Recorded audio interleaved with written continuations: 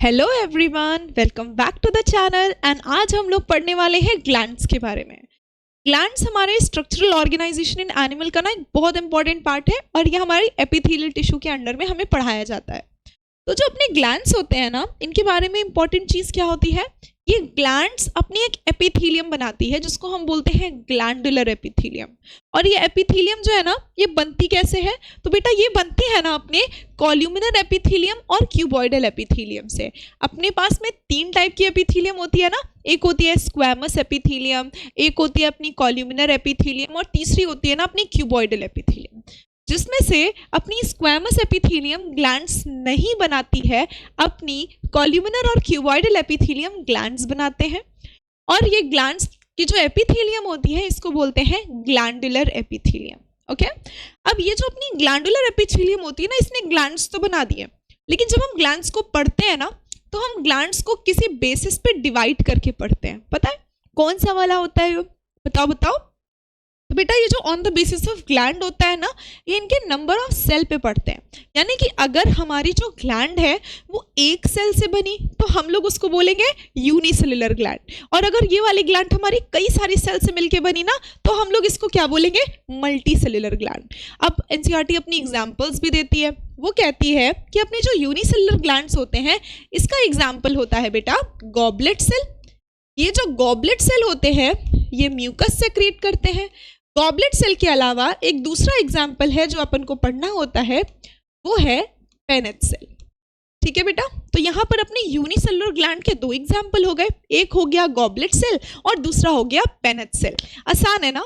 तो अगर अपने ये जो ग्लैंड्स है ये एक सेल से बनी है तो यहाँ पर ये यूनिसेलुलर हो गई।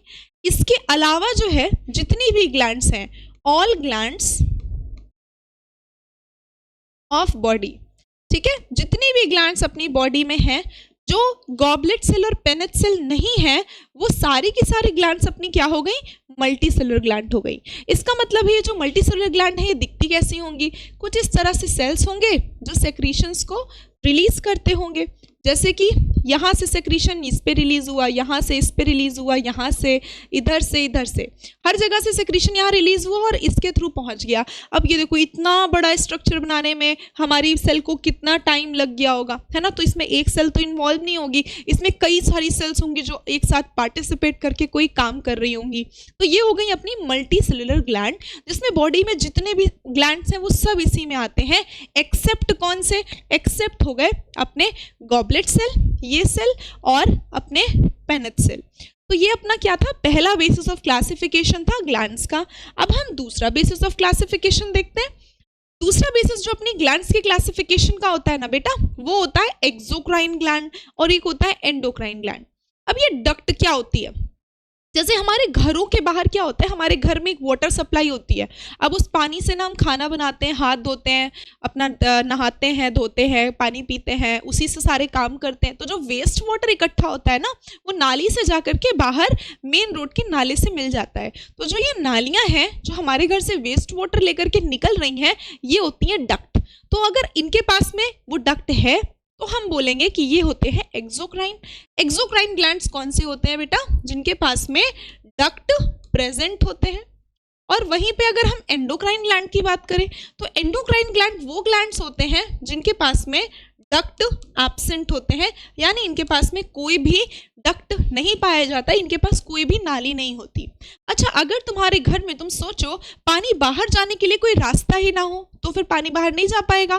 तो इस कंडीशन में क्या होगा, तुम अपने पानी को कभी पड़ोसी के घर में फेंकोगे, कभी अपने घर से बाहर ऐसे ही फेंक दोगे। तो इसका मतलब क्या है कि ये जो ग्लैंड है जिनके पास डक्ट नहीं होती है, ये अपना सेक्रीशन रिलीज करती हैं इधर उधर इनके आसपास जो चीज़ें प्रेजेंट हैं उसके अंदर। यानी कि ये जो अपनी ग्लैंड्स हैं, ये ग्लैंड्स रिलीज करती हैं इनका जो सेक्रीशन होता है इनटू द फ्लूइड। जो फ्लूइड इनके पास में प्रेजेंट होता है, इनके आसपास प्रेजेंट होता है, जिसमें ये नहा रही होती हैं, बाथिंग द ग्लैंड, जिसमें ये नहा रही होती हैं, तो उसको अपन लोग बोलते हैं कि ये क्या हो गई, ये अपनी हो गई एंडोक्राइन ग्लैंड। इनका तो अपना सेट फंडा है, बिल्कुल एकदम सब सेट है कि अगर इनके पास में कोई भी सेक्रीशन होगा तो वो ट्यूब्यूल से होकर के बाहर पहुंच जाएगा। अब आते हैं हमारे क्वेश्चंस, इसमें एग्जाम्पल पूछे जाते हैं जहाँ पे क्वेश्चंस में कि एक्सोक्राइन ग्लैंड का एग्जाम्पल बताइए।